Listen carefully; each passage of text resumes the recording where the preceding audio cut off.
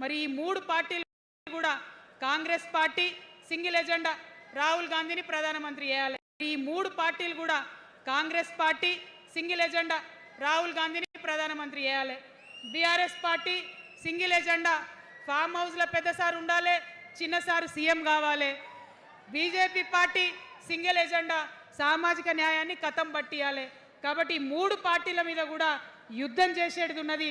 అలుపెరగని పోరాటానికి సిద్ధం కావాలని చెప్పి మొత్తం మన జాగృతి సైనికులందరినీ కూడా నేను పిలుపునిస్తా ఉన్నాను.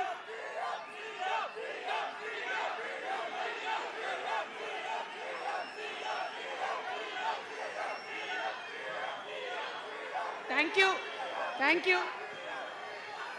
జై తెలంగాణ, జై తెలంగాణ. జోహార్ తెలంగాణ విద్యార్థి అమర వీరులకు, జోహార్ తెలంగాణ విద్యార్థి అమర వీరులకు.